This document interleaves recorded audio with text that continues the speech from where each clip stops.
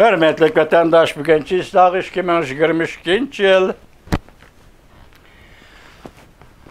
11. ayının 5. günü. Ben ötken sizlerge belgelerden bu içe bugün şundak diyen edim ötkende.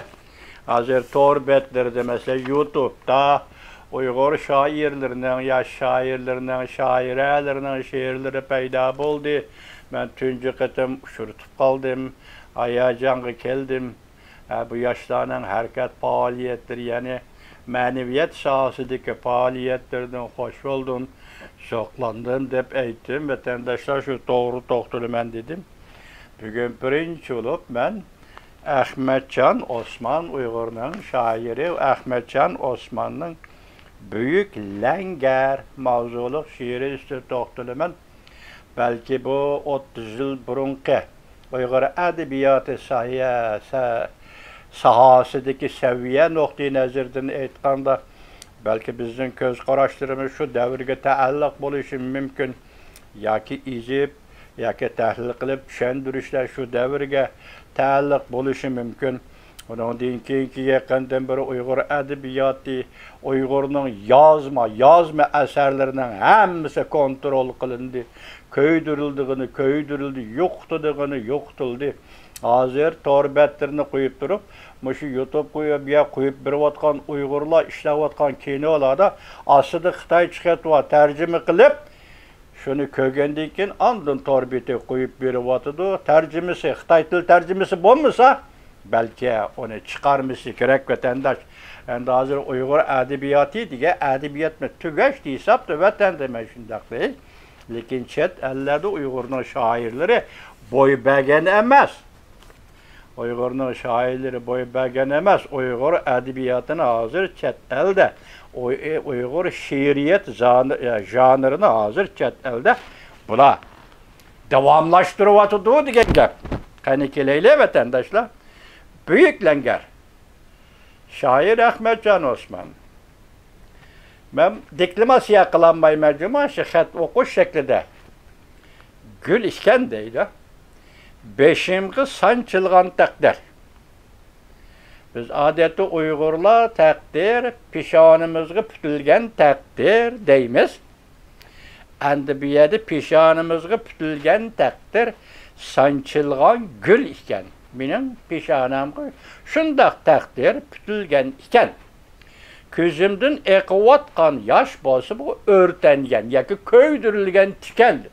Közümdeki yaş bir qarısan köz yeşi, bir qarısan tiken. Çünkü köz yeşi açık boğallığı için o tiken. Şundak simvolluq okutuşmadı bu yaki. Ben şairinin bedi məqsidige vəkillik kılanmayman. Ben şairinin bedi məqsidinin nimi ekenligini eğitimi bilemeymen. Çünkü şair bedi məqsad bilen bedi icadiyet cereyanı kirgende o sizden bizden işimiz emez. O ilham bilen tesavvur ilkidi ki şairinin işi vatandaş.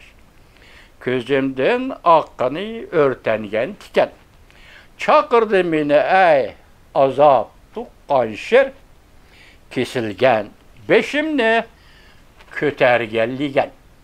Benim beşim kesildi, senin beşin kesildi, onun beşi kesildi. Mesela ben üzerine içtimaiyet noktayı nazarından tahlil kılış, siyaset noktayı nazarından tahlil kılış veya ki Uygur hayatının muşundak jirek bir devirdik hayat ikenliğin. Eğer şiir ve şiiriyet şunun kartılgan olsa, Uygur hayatının müşküldeki, müşkül ve meşgülat içindeki takdiri bu içi tahlil kılıştın aysak, Uygur'un beşi kesildi. Bu kesilgen baş hazır ligende götürülüp yürüptü. Taraf götürülüp yürüptü. Hem de bu siz bizim tilimizde kişilik hukuk davası ya. Ameliyette kesilgen baş kötergen ligen. Uruldu tinimga nur oygangan şudem. Ben şu kesilgen baş, azaptın tuğulgan şair ve tuğulgan şiir, örtengen tiken, gül iken takdirmişi imag.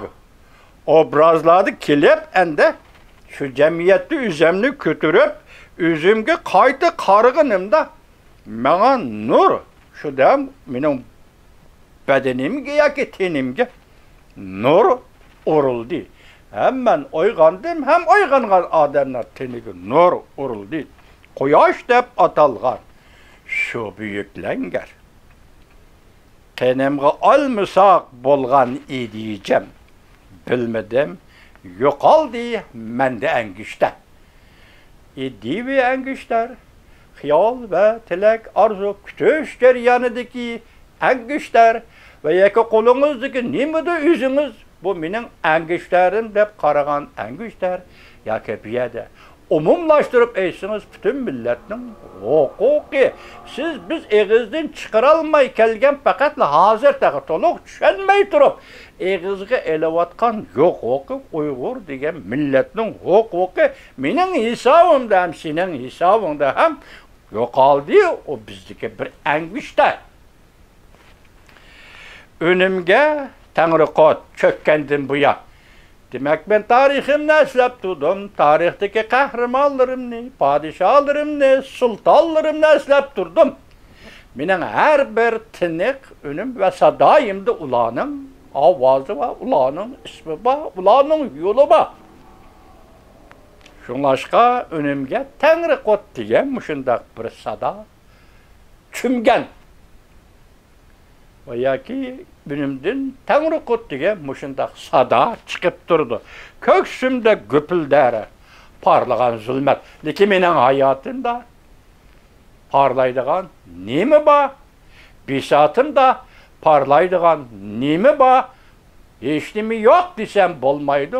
Mening bisotimda parlaydigani zulmat.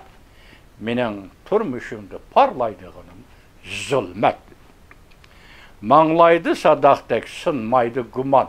Ama guman bilen qarayma atrapımdaki odamlarga, cemiyetlarga, münasebetlarga. Hazır biz intilayotgan kelgusidagi turmushning eshish oshmasligi to'g'risida va bu yoq hozirgi real münasebetlar va kelgusining münasebetlari, hozirning münasebetlar, tarixning münasebetleri biz nerede? Uyg'ur nerede? Şuna muşularning hammasi sadaqdek peshonam turib bir gumon bilan qarayapman.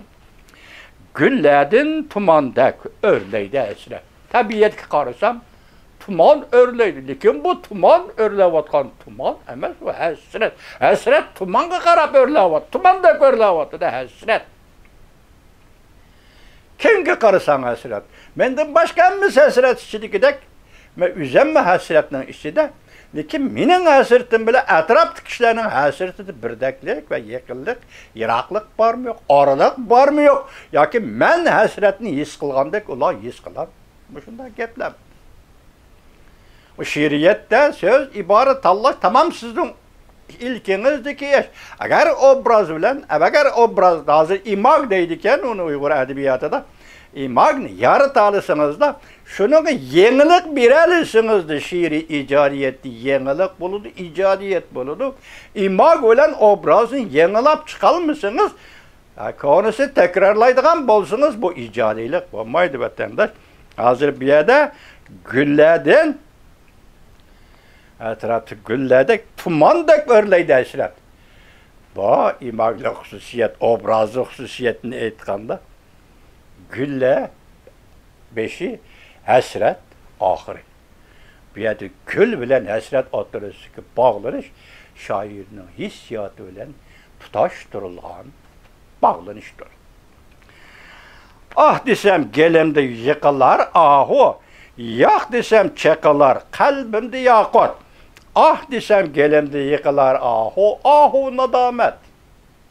Ah deyman, yine gelimde, tilimde, zuvanımda yıkıladığını telikip beni azaplaydıgını yanına ahu kayni nadamet. Ahu öz aldığı kelgen vaxtıda bu Uyg'urning qadimiy tilidimi yoki qaysi Faris arab tilidimi nima? Ahu bu keyik degan ismgu deyman. Endi bu yerda endi uningda emas hozir ah desam gelimde yiqilar ahu nadamet. Yo'q desam chiqilar qalbimda yaqut. Mesela nimaga? Bu atrofga men taslim bo'lmayman. Bu atraf senin deginin için ben el bolmayman. Deymen. Ben kalbimdeki ya kalbimle çok kurgatlığını yuşurup koygan yaktık. Fikirlerini, dördanılarını, ya ki şu fikir, şu dördanılar oralgan. Kütüşni, ideyeni, arzuni, sevinişni, tilekni ve muşulanın hemmisini yak desem, yak dep eysem, yak desem muşulanın hemmis çekaladı. Yeşimden nemlengen kaysi ilah o değil. Ben yığıldım. Bu yığılığa yeşimge nemlendi. Ya ki bu yeşim deryağa aylandı. Ya ki bu yeşim östenge aylandı. Köl derya köllege aylandı. Bunun da nemlengen kim? Nemlengen kim? Göz yeşi. Baştaki ahuna damet. Anda göl tiken bulup beşinci sancıldı bu takdir. Gözümden yaş aktı, örtendim. Örtengenimden üzü tiken. Muşula bilen koşkandı kalbimde. Yakuttek arzu olurum, armallarım. Yak desem çekildi. Şunun için ben nimege makul deyişim gerek.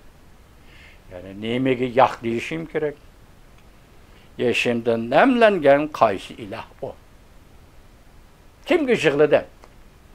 Kim gıcıklıdır? Bu kutluk zeminni eylegen tağut. Bu zemin desem, vatan desem, üzemnim. Zemin desem, üzem yaşayan yurtum, zeminim, vatinim. Bugün her taraf karısan, tağut. Kötergen tağut. Kötürülgen tağut. Belki bugün bu tağut mu yok? Ceset, köydürüş uçakları da. Kıyı vatkan can. Uygur'dan. Çin.